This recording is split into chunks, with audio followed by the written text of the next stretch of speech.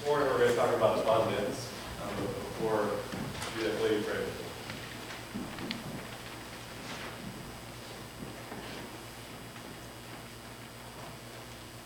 God, you are the author of our lives, our creator, our redeemer, our sustainer. True life only comes through you. And so I ask, Lord, that in these moments that we experience you, that you use me to speak your truth to all of us that need to hear from you this morning. Amen. Abundance. We're rolling on in this sermon season about the questions that Jesus asks. And this question comes in the middle of a probably a familiar story that we share in Sunday school a lot, the feeding of the 5,000. It's the only miracle story that's in all four Gospels. And it's told slightly different in each one. And we read the one from Mark and others. There's someone that comes up with the fish and the loaves, and here it's the disciples that try to figure it out, and they come up with it. And somehow, out of the 2 fish and 5 loaves, 5,000 people, actually more were probably fed. It says 5,000 men. Often they didn't count women and children at the time, and so the number could be 10,000 or more very easily when you think of how many people were actually there, which makes the miracle more miraculous, I guess. I don't know what's the how high can you get before it doesn't mean it anymore as much. But what I want to do this morning is I want to talk about this miracle. And I'm going to define miracle maybe in a way, I don't know if you've heard this before, but I believe miracles are something that point to God. Miracles aren't magic. There's something that happens that you can only attribute to God's presence and God's power. And so in that, I believe a miracle happened in this story, but maybe not in the way we teach in Sunday school. And so I'm going to share what I think is going on for maybe a little bit more of a skeptical point of view, because I think it matters to us more, or it matters to me more, and so I'll let you figure out if it matters to you. So this story, I grew up hearing the story of the feeding, and this little boy comes up and says, "Well, Jesus, I have these little things, and can you?" And he's willing to give, and so Jesus takes it and blesses it, and they pass it out, and everyone has enough. And I've seen like comedy sketches about this, where these people they have a basket, and the disciple is walking around with this basket, and there's a few things in it, and they keep passing stuff out, and they keep passing stuff out, and the basket never runs out. And it's this comedy sketch about how surprised they are when they start to realize what's happening, and how it's amazing that. And I think that's a good way to tell the story. But in some ways, I think when we tell the story that way, we rely on the magic of it. The magic of this fish and bread that never run out. And you can keep passing and passing. And I know there's stuff to be learned from that, but in a lot of ways it takes us out of the equation. This question Jesus asks, we'll get to the question, but first he says, the disciples come and they say, "Jesus, you've been talking all day. These people are going to get hungry. We need to call it a night and let people go so they can find something to eat." And Jesus doesn't respond with a question like he normally does. His first thing is he responds with a statement, a command. He says, "You feed them." I don't know what I'd be like if I was a disciple and I said, "Jesus, we got this big problem here. The people are starting to get hungry," and Jesus says, "You do something about it." I don't know how you feel. I feel like that quite a bit. When I think of the big problems in our world, when I think of people that are hungry, and poverty, when I think of injustice, when I think of racism, when I think of so many things that are broken in this world, and I say, God, this is wrong. And sometimes I hear back, I said, well, fix it. Fix it. And for me, that's so daunting. Right? I'm one guy. Maybe I have 2 churches that I can influence in some way. But even then, I can't do anything against the poverty in this world. I can't feed everyone that needs to be fed. I don't have the resources to give to rebuild Nashville through these tornadoes. I don't have the resources to protect people. I can't, and so I feel like I'm the disciples, and I say, what do you mean? This is what we need to accomplish this, to fix this problem is too great. They say, we'll need 200 denarii worth of bread to feed these people. And then Jesus comes with this question. The simple question of how much do you have? What do you have? And I think, more than anything else we've talked about, I think there's an answer Jesus wants them to say. And I'm going to tell you that in a minute, but a lot of times Jesus asks open-ended questions because he wants us to think more deeply. But in here, I think he's looking for a specific answer. And I don't think it's the one that they give. They come and they say, we've scrounged up, somehow we've scrounged up 5 loaves of bread and 2 fish. That's what they have. They answered the question, what do you have? We have this. And how does that become feeding of a multitude? There's the magic answer, where it's multiplied and you keep pulling it, every handful out of the baskets. And that could have been. But for me, more skeptical, I think there's something else going on here. That as Jesus gets them to sit down in these groups,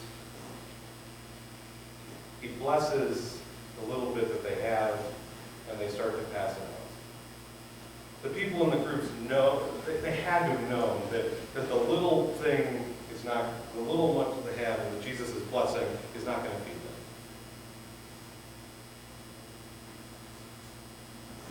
But I think in the action that Jesus blesses us and they start to pass out what little the disciples have to this massive problem of hunger, I think something happens. Chances are, these disciples, or the people that gathered, chances are their pockets aren't empty. Chances are that you get 5,000 or more people together, and some of them have brought snacks with them. Especially if they're coming from town. Christy and I, when we go out, we have to bring food with us. All the time, we have a pile of snacks for the kids and for us, otherwise we get cranky, more for me. But we have something. And so there's probably some stuff there, but these people, they're there and they're in this massive crowd. I said, well, I need this for me.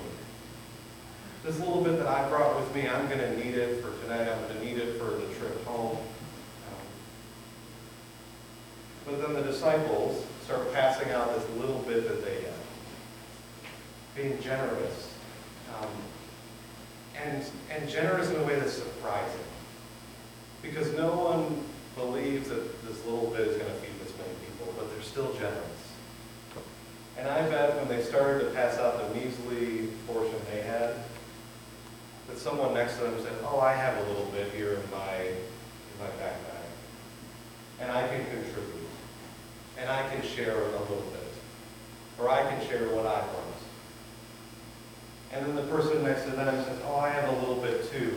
And then the group over here says, oh, we pooled our stuff together and we have this much. And it turns out over and over again, when people are willing to give what they have and put it in the middle, it turns out that together they have enough. And the people that didn't show up with anything, they have enough. The people that did show up with food or had money to go buy some, they still had enough. And there was some left over. That is the miracle, I think. The thing that points to God. It's not that the food was magically multiplied, but that somehow the generosity of a little bit sparked the generosity of a whole lot of people. The abundance that the disciples were able to live out and say, we have enough to share, prompted other people to say, we have enough to share. And we have enough to share. And the food really was multiplied because people opened their bags and shared it. And it was enough. In our world today, we don't live like that. We live in a world that says, put on your own air mask before you help the others, like they say on the airplanes, right? Take care of yourself so that you can take care of others. And that, I think the only time I see Jesus use that is when he's talking about sin. Take care of your own sin before you worry about the sin of others. But never in generosity, never in service, never in loving others. It's always love, sacrifice yourself, give of yourself, love others, live extravagantly and abundantly towards others.